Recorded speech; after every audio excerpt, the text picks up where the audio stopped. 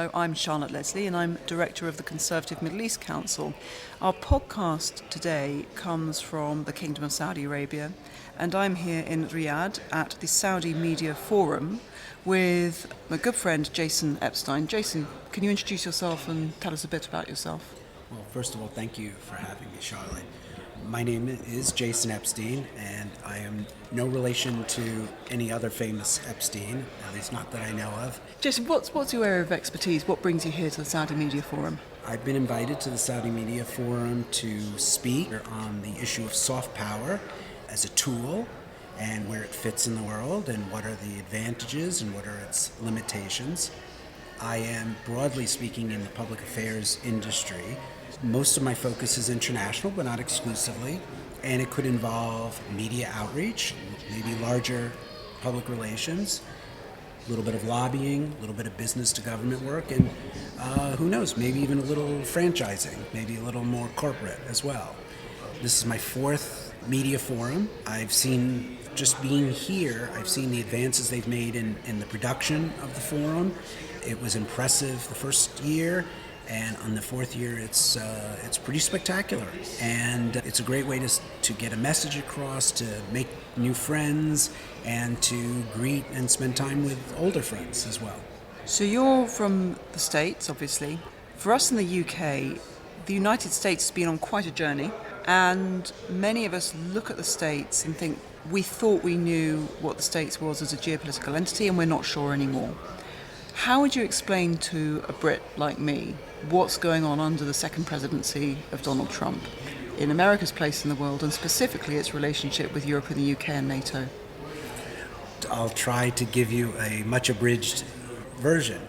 Certainly the atmospherics are one of chaos and real turbulence and perhaps anger, but clearly it's a little more complicated than that. It's not so black and white. Just like in the first term of the Trump administration, there are expectations and perceptions that need to be understood. And we've seen where the United States in the past, even prior to Donald Trump riding down the golden escalator, we've seen where maybe under President Obama, maybe even under President Biden, where there have been efforts made to ask Europe, for example, to Europe and NATO countries to devote more of their budget to defense spending and to pay heed to recent threats and current threats. Under Trump, it's just much more public. It's much more transparent. It's one thing about the Trump administration that I'm sure your listeners understand is what used to take place behind closed doors is now out in the open, and it could be about text messages, or it could be about other types of negotiations. But one of the reasons why he's still quite popular in segments of the United States is because for far too long Americans, like some Europeans I might add, have been frustrated with politicians saying one thing and doing something completely different. And that's fine when the economic situation is stable and there's prosperity for much of the population and increasing numbers of the population. But when times are not so prosperous, folks start asking questions, and the questions become more and more direct, and they become more and more filled with frustration and even anger. And Donald Trump is sort of the response when that happens. And so I would argue that the United States and, for example, the United Kingdom are still two great allies. And yes, there are going to be barbs going back and forth. Part of that is there may be some general differences, but it also may be part of the deal. How President Trump, when he was best known for being a real estate celebrity, how he typically conducted negotiations. Now, even as someone who was seen in public very often and was in the tabloids, he conducted real estate transactions privately, but not necessarily because that was his preferred way of doing things. That's the only way really to do it, because the public isn't very interested in real estate. They might be interested in criminal justice shows, but they're not interested in corporate development. So I wouldn't. My goal here is not to seek to totally downplay real fissures, but I do think they are greatly overstated. For an observer looking at the new style of presidency that Donald Trump has brought in, you mentioned being transactional, his history as a New York real estate guy. Has he taken that transactional nature of politics into the world? So we're here in the Gulf. Has that kind of diplomacy made an impact here from the way Trump sees the world as transactional and using his real estate background as a lens through which he sees the world? I do believe that's an important aspect. But like with many of us, the president has a long memory. And in fact, probably better than most. Much of what we see today is both transactional and also pretty much a reflection of where President Trump was as Donald Trump in the 1980s. So you have to combine the two. Transactional relationships are very important. His purpose as president is to find ways to jumpstart, or one could argue with some of the growth numbers of late, the economy's doing pretty well already, but he's never satisfied. He wants it to be the greatest economy ever. He has talked about how pre-COVID the U.S. economy was on track to be the greatest ever, perhaps even the greatest ever. That is always his focus. So if he can find, for example, here in the kingdom, or whether it's in one of the neighboring states, ways to for them to invest in America and to employ U.S. workers and to really big in communities in the United States, that's his goal. And if there are players here, if there are governments here that are willing to invest, he's going to reward. Now, of course, I mentioned the 1980s.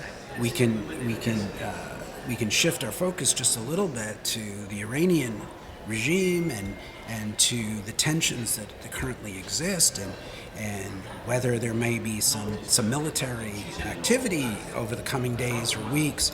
And we have to remember what if you're an American or if you're British, what the sentiment was like throughout the decade of the 1980s. That's when, of course, Trump really became a known figure in New York, and then to a certain extent nationally, with his, perhaps most Americans remember from his first book, Art of the Deal. But even further back, around 1980, you're dealing with American hostages in Tehran. Which didn't get resolved until Ronald Reagan was on the cusp of becoming the 40th president of the United States. He remembers the Marine barracks bombing in Lebanon, which was caused by forces under the canopy of the Iranian regime, the abduction and killing of the CIA station chief in Beirut, and other tensions that took place throughout the decade. And the American psyche at the time was one of revenge, looking for ways to seek retribution for what had taken place. The American humiliation after the Shah had left and the hostages were taken. And some may disagree with me, but I think trying to understand what is the objective for President Trump, he has made it very clear that he is not infatuated, unlike perhaps some predecessors, with the concept of regime change. And he certainly is on record as decrying nation building. Well, with Iran, if your ears are still smoking from what happened in the 1980s, you were thinking vengeance. And so one should not rule out a potential for some military activity. I would say at the same time, much like we were discussing with transactionalism, he understands that neighbors of the Iranian regime, and that includes the kingdom, That includes Turkey and Azerbaijan and some of the Gulf states, some of the other Gulf states here. They, will bear the consequences of what happens if there is regime change and the uncertainties that exist. So we know how horrible the regime in Tehran is, and we've seen it with the massacres. We certainly hear reports, whether it's on X or mainstream media, but President Trump will be balancing these thoughts. He wants to ensure that he doesn't upset the apple cart, the proverbial apple cart.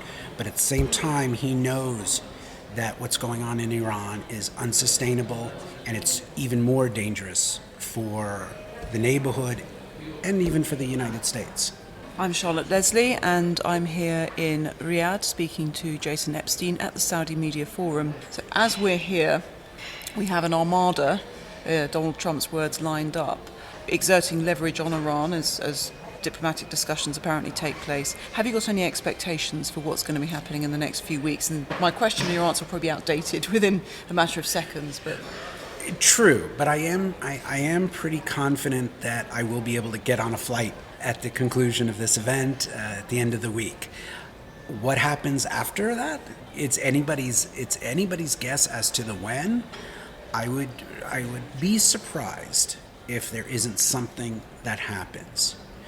The president does not back down easily, even when he doesn't get maximalist results.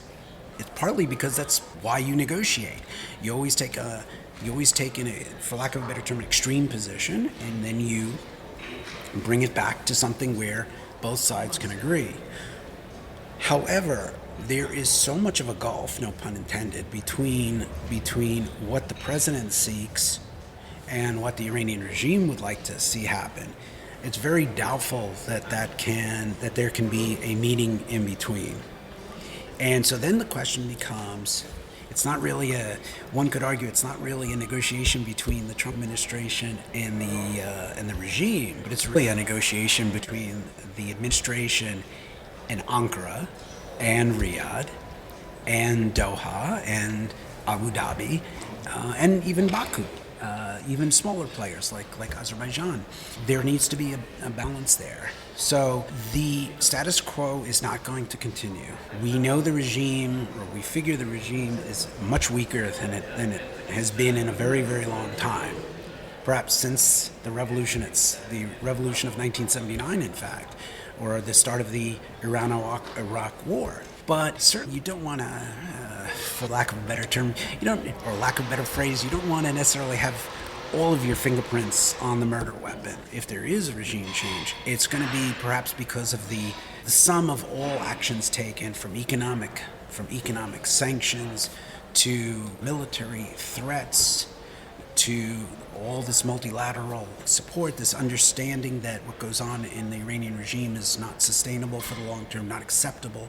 So I would expect that there will be a military component, but as you've heard from me say more than once, in fact, might get a little tiring. Sometimes we pat ourselves on the back when we talk about, for example, a housing bubble. Oh, wow, in China or in the States, there's a housing bubble. Well, congratulations. The issue isn't whether there's a bubble. Sometimes there is a bubble. The question is, when is it going to burst? Or if it's ever going to burst. And so I can tell you that there is very likely to be some sort of military activity which may target certain leaders of the regime or certain purely military components, perhaps something nuclear again. But I don't think it's a risky bet to say that there won't be something at some point. Just don't ask me for time and date. You've mentioned other countries, other leaders. President Erdogan has been in Riyadh visiting the Crown Prince this week. What role is Turkey playing in these negotiations and more widely? Well, again, Turkey, like the other neighbors, is very, very concerned about the day after.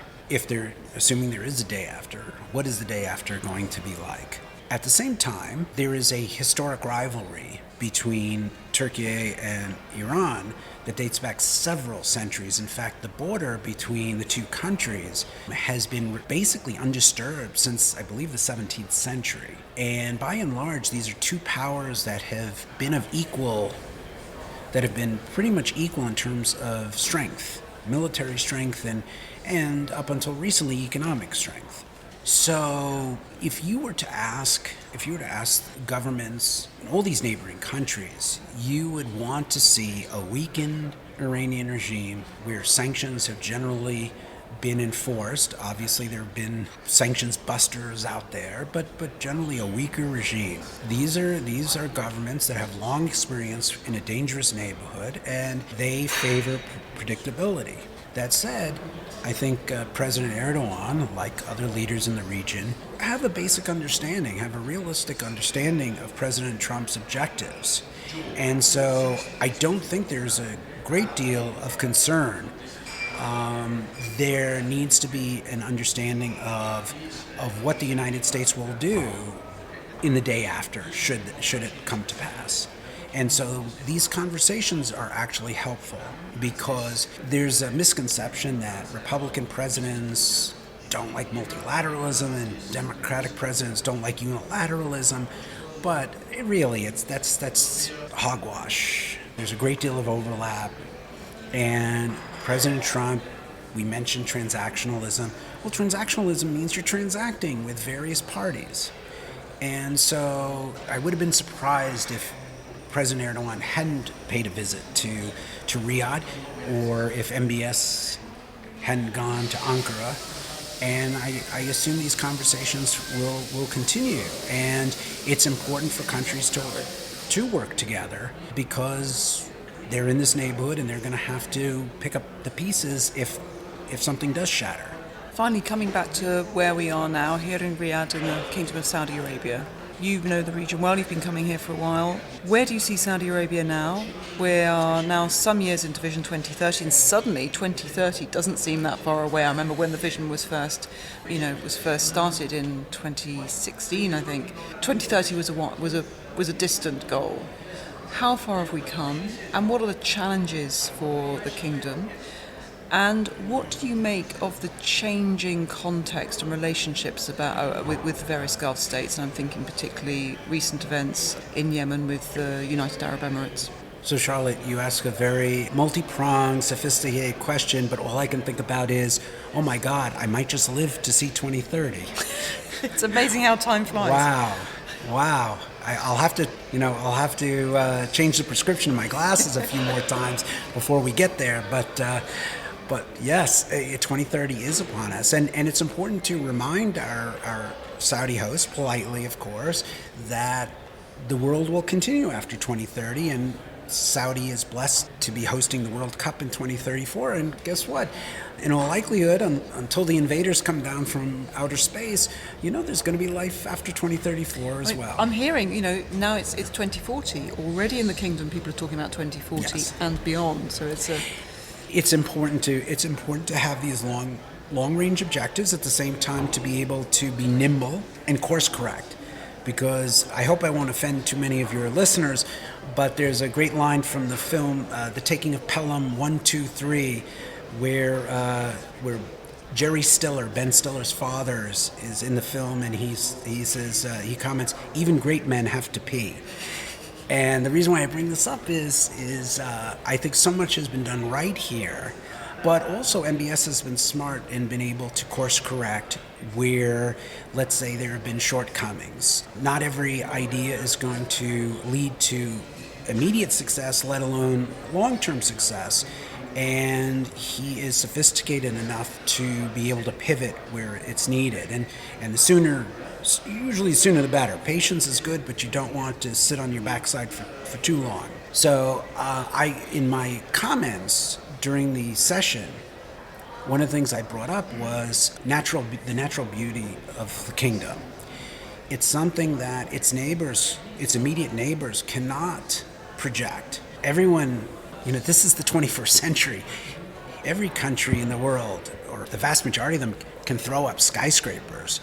And quite frankly, as a native New Yorker, I'll tell you, unless it's the Empire State Building, I'm sorry, no one cares. They all look pretty much the same. And as a human at the bottom of the skyscraper, yeah, you look insignificant, but the skyscrapers themselves no longer intimidate the way they once did. What Saudi has, and it's exploiting now that it's really opened up, is the beauty, the natural beauty. I'm embarrassed to say that in all my visits here, I still haven't gone beyond the outskirts of the capital city. I've transited through Jeddah, but in terms of being on the ground, only Riyadh. But I'm very determined that when I'm back here next, I will venture out. More than, like I said, more than a few kilometers, more than a few clicks, and I can see with their brochures, with their videos, everything that's digital as well, that they are aggressive, and it seems to be paying off. There's the e-visa. Maybe some of your listeners don't know that it used to be quite a bear in order to procure a visa to come here, and now it's easy peasy. You go online, you put in a few details into the electronic visa boxes, and out comes a tourist visa. It's very accessible. So I emphasize tourism, but there's so much through this economic engine that is being exploited, and I'm very bullish. I realize that there are some concerns within the Gulf, that there are some spats taking place. Some issues, to be clear, some issues are a bit more trivial, but some are really substantive. It's a war it's a war of words, and it should be expected to remain a war of words.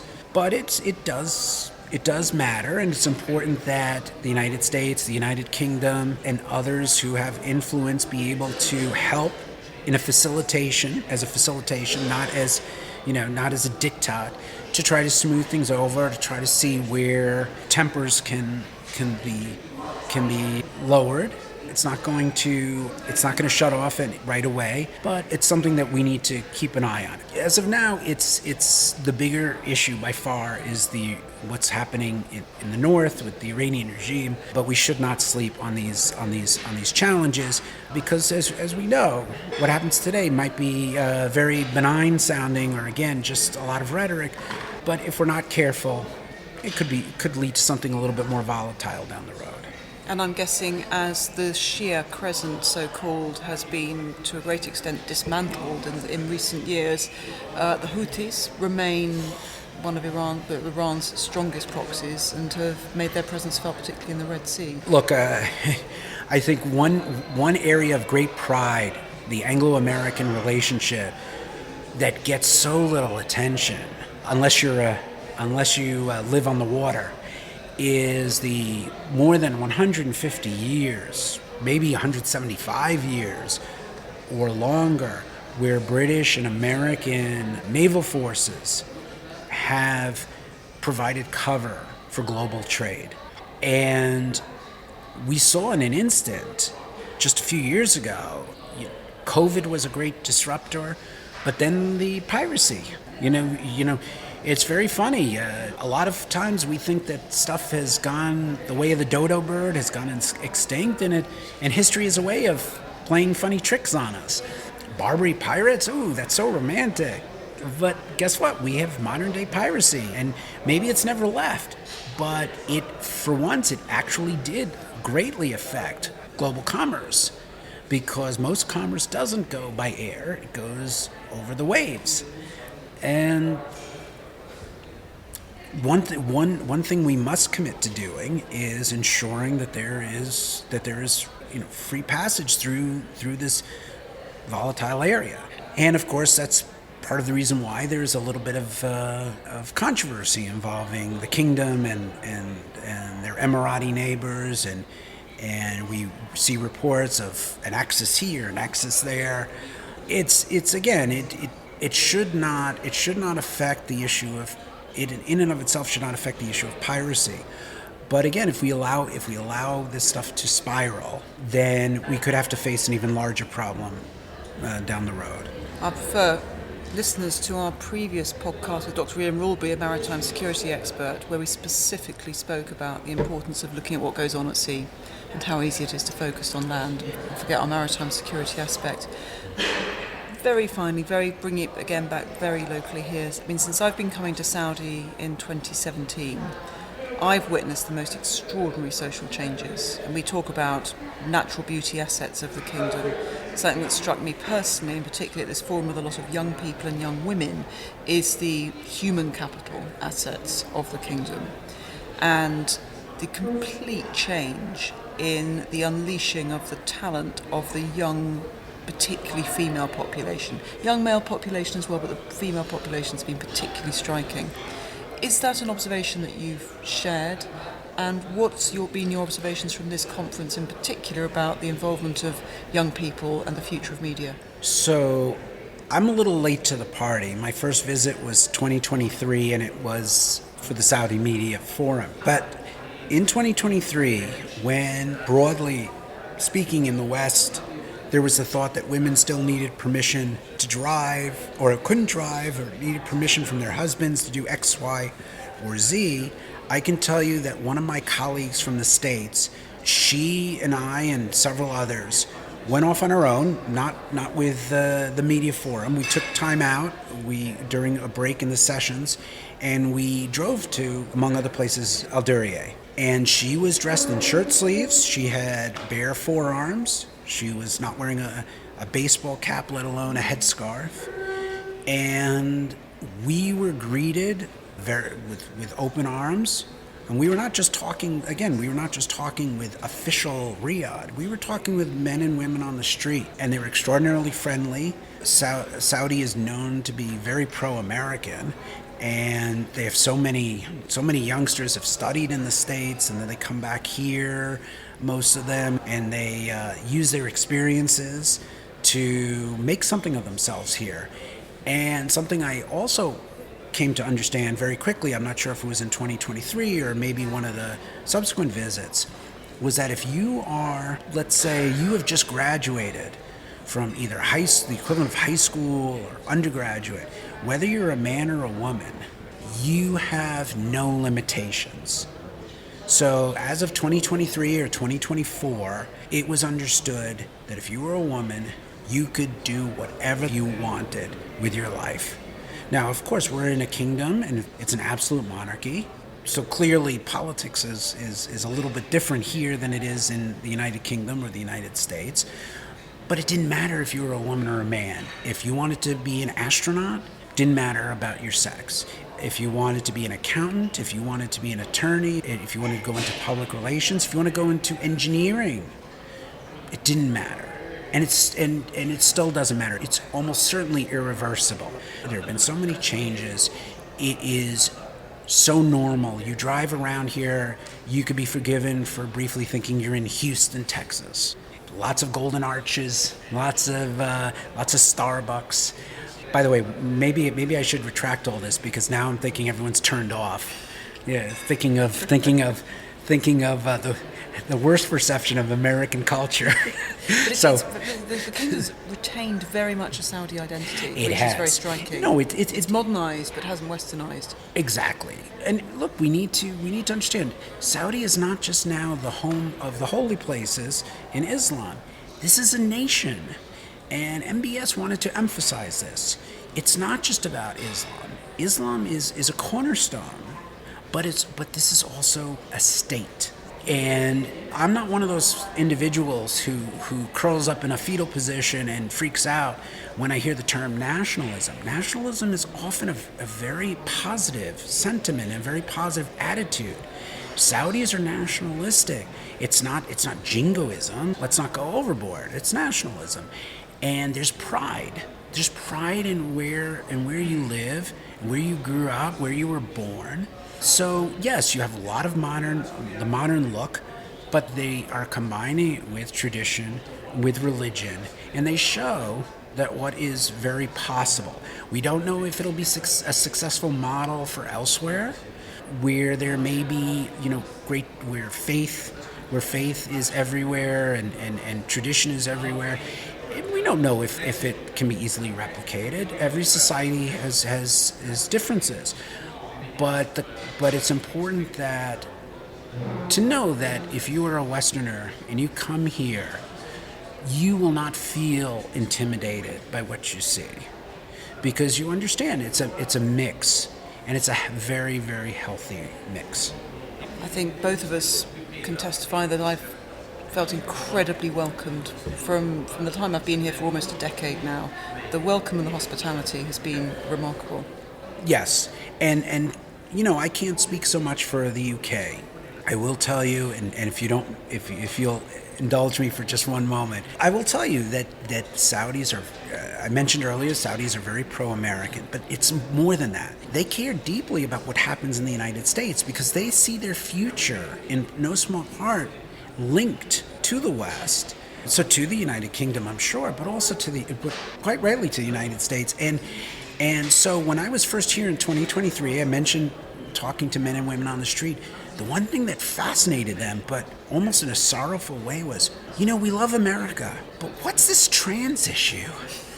What are you doing? And it wasn't meant as some snotty remark. It was genuine. It resonated as genuine concern. And so, again, there are stereotypes of KSA in Western life, and much of it is exaggerated. There are real differences, and not all of them may even be pleasant, right? We are always going to have at least a few differences. But what I can say is there's genuine concern, and folks here, I can't speak for a few of the neighbors in this area. But I can say that for your average Saudi, and perhaps for your not so average Saudi, the sentiment is the same. They want good things to happen throughout the world, not just in their own kingdom. And so you're right. The hospitality is fantastic, and you make friends not just among your fellow Anglos, right, but also among folks who were born and raised here. Absolutely. I think coming here and making friends amongst Saudis is one of the highlights of being here. Jason Epstein, thank you very much indeed from here in Riyadh at the Saudi Media Forum. Charlotte, it's a pleasure, and anytime you want me back, I'm game. We'll take you up on that. Jason, thank you.